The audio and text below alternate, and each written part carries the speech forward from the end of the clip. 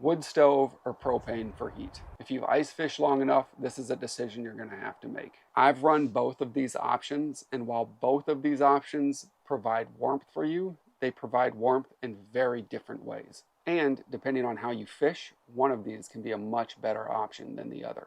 In this video, I'm breaking down the real-world pros and cons of running both a wood stove and a propane heater in an ice fishing tent. We're going to be touching on comfort, safety, cost, and setup. And hopefully by the end of this, you'll know which one, wood or propane, best fits your style of ice fishing.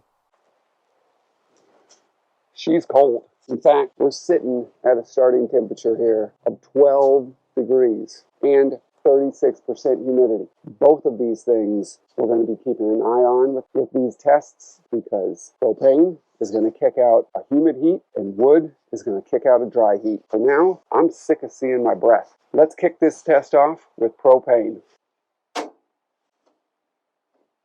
That right there is pro number one, simplicity. You cannot beat propane when it comes to heat with how simple it is. All it takes is your fuel and your buddy heater. You literally just set this thing down, hook it up to the propane, couple clicks, and you're off and running with heat, even though it doesn't seem like anything's working. With this, there's no fire starting, there's no tending to the fire, and there's no learning curve on how to get a fire going in the elements. It's just instant heat.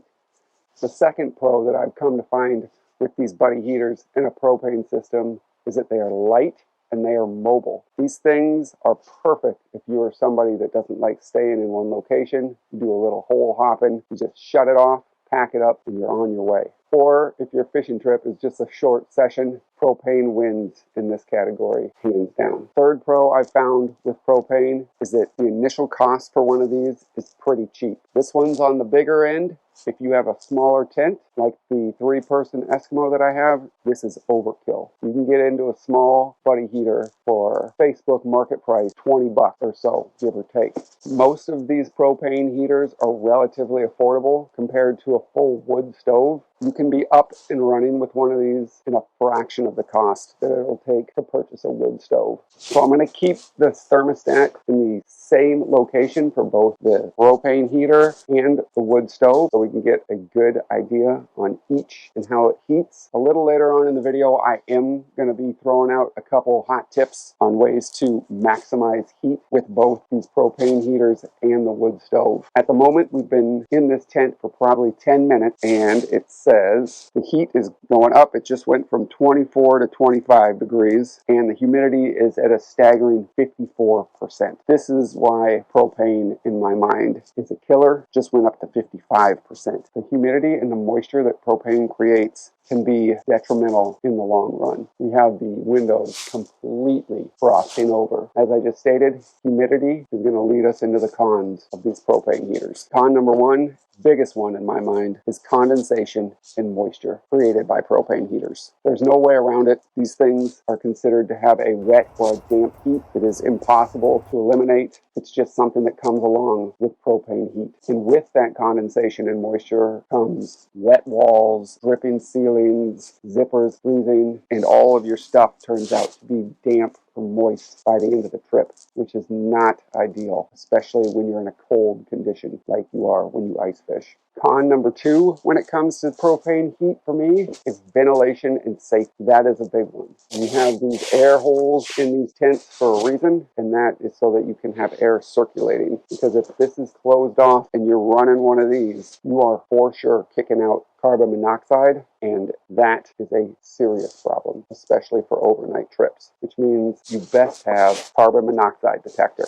You cannot just assume this thing works like that. I don't have a battery in here. I was going to test this thing. I'm glad I actually forgot the battery because I don't want to blow out my ears. But it is crucial that every time that you go out, whether it's a day, literally just got dripping water on me. Not only are we talking about the cons, we're really living it. Derail. Crucial, crucial, crucial. These things will save your life. So if it's a day trip, a overnight trip especially, you must test this prior to use so that you know that it's actually working, especially if you plan on spending the night here on the ice. Carbon monoxide detectors paired with propane heat is safe when used appropriately. And the last con that I have on these is fuel dependency. Obviously, these things have a limited amount of fuel that you can bring, unless you plan on bringing multiple tanks. When the tank runs out, the heat stops. That's it, plain and simple. Cold weather, especially negatives, drain fuel tanks quickly. So for that not to happen, it is a must to bring additional propane tanks, which only add to the weight and the cost of your trip. Coat's finally off. Hat's finally off. We're sitting at 38 degrees.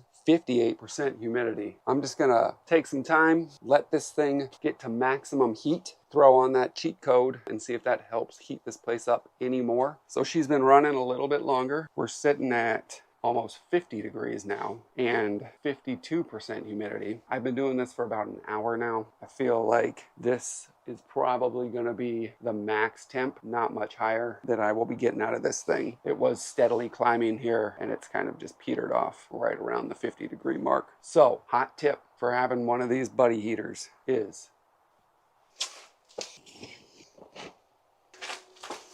to get yourself one of these heat induction fans. These things are not battery operated. They work strictly on heat and they are an absolute game changer when it comes to dispensing heat in one of these ice fishing tents. Obviously, heat rises. There's a massive void of open air space up here. This thing is giant. I can tell for sure that it's much hotter up here than it is down here. This thing does have clips that allow me to clip it onto this buddy heater that I've taken off. If I just rest this thing just like so, eventually she will start going. This should help tremendously distribute heat throughout this tent and therefore helping crank up the temperature a little bit more. Here is con number 4 that I didn't even think of, and I'm not sure why. Mechanical failure. These things have a safety device built in that when they bump or get tipped or anything, they end up going and shutting themselves off. They also do that if the CO2 level is too high, so they claim. I wouldn't trust that. I was taking my shrimp off of being thawed and accidentally bumped this thing and she shut off. If we were out somewhere, say camping at Lake Louise, or if you're not from here, Mille Lacs Lake, somewhere where it's extremely cold, we would be in a real situation at the moment.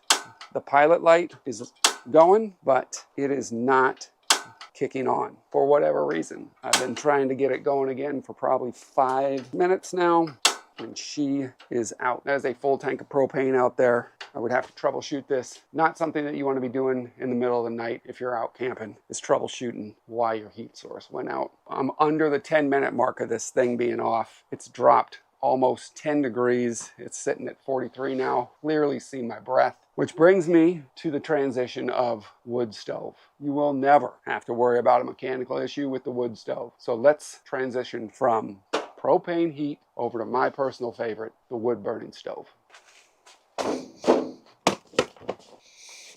Now guys, obviously there's a lot more setup involved with the wood burning stove, but I truly think it pays off in the end. This is a DIY heat shield that I made for this thing. That way the heat does not go and directly hit this tent. It fires back into the tent, A, for better heat distribution, and B, saves you from melting your tent. I do have a video right up here that does go over how to make yourself one of these, along with installing a stove jack into one of your tents. But this right here is a welder blanket. This thing can go upwards of 2,000 degrees. So I put that there. That helps so it doesn't melt the floor, along with melting these rubber mats. Let's get this wood stove in here and get it kicked off because it's getting cold quick. Back down to 40 degrees.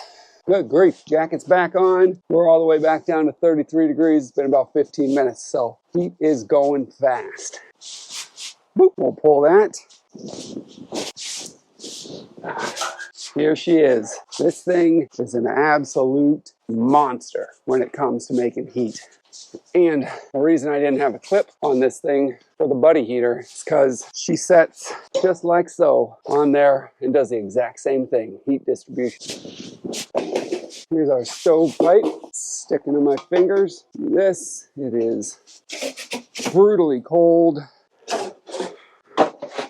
Now I did have to add on an additional 24-inch piece of pipe just because I wanted to make sure this stovepipe is out of this tent for an adequate distance. I do not need sparks falling on this thing and lighting it on fire. So here's the addition. Perfect. Guys, this thing has everything that I need. It has my leather gloves, which are a must. Got multiple ways to start fires that don't involve a fuel source like a lighter, but more of a flint strike. And I have prepped all of my wood from kindling all the way up to the major pieces of wood that will heat this, along with my little cheat code, keep this thing burning long and hot that isn't actually wood. We're sitting at 29 degrees now, and it's hard to talk. Let's kick the tires, light the fires, get this thing making heat for us. Massive piece of birch bark. We'll use that as the bedding. Nice flint. Cotton balls. That one seems to be the one that we want. But you, just like so, and strike. We're live. Guys, starting a fire is such a crucial skill to have. I could not stress it enough. I'm going to feed this thing, and we'll check back once it's not 28 degrees in this place. Good night. Back up and running with no jacket on. Thank goodness. Let's see what we're sitting at. 49. Humidity's still at 58. As you can see, with the wood stove, I am a big fan of fans. That's a horrible joke, but boy, do they work good. I can feel heat all the way over here, not just from this, but it is actively blowing that heat onto me. You can position these things in different locations. So say you have a cot set up here, and you got all your ice fishing stuff over there. You could be sitting over there, having that fan pointing that way while you fish, this thing pointing this way while you sleep. It is a beautiful thing. On to the wood stove. So pro number one with these things is that wood stoves produce dry, radiant heat. There's no condensation forming. There's no dripping walls that are going on. You actually stay dry while you're ice fishing. And if you can see, some of these windows are even starting to thaw out and melt. They don't have all that frost freezing around them like they did with the propane heater. Now, pro number two is comfort and atmosphere. Guys, nothing beats the ambient sound of a fire crackling. Doesn't matter if you're in a cabin, doesn't matter if you're in your house, doesn't matter if you're sitting here in one of your ice fishing tents. Hearing this thing pop and crackle is one of the best sounds that you can hear, in my personal opinion, especially when you're doing some sort of outdoor activity. Having one of these in your ice fishing tent puts comfort on an entirely different level, especially for long days or overnight trips. And then the third pro to this that we experienced with that propane heater is this thing has self-sufficient fuel. You can bring as much wood or as little wood as you want because you're going into nature where you can find firewood right where you're staying. If this was all I brought, unlike the propane over there, I could go 30 yards to my left, find some dead wood, fire it in here, and get that heat going. If you have access to wood, you're not tied to using propane tanks. With a wood stove, you can stay out here longer, or you can even stay the night, and you do not need to worry about running out of heat midway through the trip, practically like what just happened while using the propane. Man, guys, just hearing this thing crackle and looking outside, like big snowflakes are starting to fall, and it's just heaven. You can even hear it. Eagle fight. That is one of the coolest parts of living in this state. We got eagles everywhere. As sweet as this thing is, there are some cons to the wood stove. And the first con that I can think of is setup complexity. This isn't as easy as the propane's plug and play. A wood stove takes time and planning. It involves outfitting your tent appropriately by making some sort of heat shield and installing a stove jack. Now, con number two is weight and space. This thing is not light by any means. It takes up a good chunk of space in the sled, and the amount of wood that I need to pull almost requires me to get a second sled solely for the blue tub and everything involved with setup. This thing also is a bit of a problem when it comes to packing out. It's heavy, it's an odd shape. This isn't the only type of stove you can get. Some of the ones now are pretty lightweight. I do own a titanium stove that weighs under 4 pounds. We're sitting at 55. So we are already above the heat that the propane was kicking out, and we're only going to climb. But as I was saying, these things are large, they're cumbersome, they're heavy, and they are not ideal if you're someone that likes to get up and move. So when you find your location that you're going to fish and you get one of these going, you're stuck. That's it. And the third con, guys, is fire management. You got to be smart when it comes to these things. This is super hot, obviously. There's a reason that I put this welder blanket down. Sparks and such can come flying out of here. And if you're spending the night, you have a whole bunch of sleeping gear, all your things, you just have to be mindful of where those sparks can potentially go. That's why that blanket's down there. It helps eliminate any possibilities of something flaring up. And ultimately, you're tending a fire. You're almost babysitting your heat. To keep this thing going, you have to constantly feed it and monitor it. Make sure that you have enough wood, enough ventilation. When it's cold like this and you're not running super hard wood, say you're running spruce or something, there's a whole bunch of tar that gets kicked up and will clog up that spark arrestor up there, ultimately not allowing enough ventilation, and it'll choke this fire out. If you're sitting at this certain location for multiple days, you're going to have to clear all the ash out of there at some point. Just another thing. These things are safe and effective when done right, but they are very hands-on, unlike the propane. That's kind of it on the pros and cons over the wood stove versus the propane. It's already showing 58 degrees now. The wood stove in this scenario is far exceeding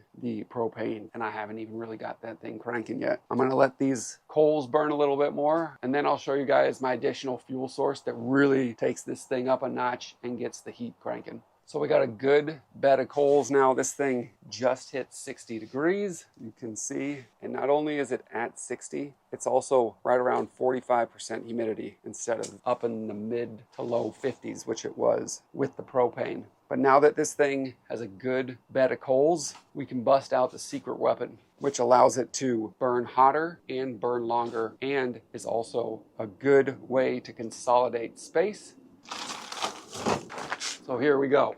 Big old bag of barbecue pellets. These things burn hot, they burn long, and they are already packed in a nice bag. These things will smother your fire if you aren't burning hot. I'm gonna throw these on the mix. Oh my gosh, guys. It's turning into a sauna in this place. We'll throw about maybe 4 scoops in here. This is a great way to save on space, to also save on the amount of wood you're bringing in, and allow you to have consistent heat that burns for a decent amount of time. By 4 scoops, I mean 40. Let's get this thing roasted. Some things that you do need to be concerned about. I make sure that pipe is not touching the metal there. I try to have it as center as possible. Other than that, keep a temperature gauge on what's going on behind this stove and how the heat shield is working. What do you think? You think that's enough? I feel like that's gonna burn me out of this thing. At some point, this stove might just fall right through the lake. Just in that period of time of filming, we've hit 64 degrees. Unless you're running an ungodly amount of propane and buddy heaters, there's nothing, I think, that can beat this wood stove. And when you're warm, you're comfortable, and when you're comfortable, you're happy, you know?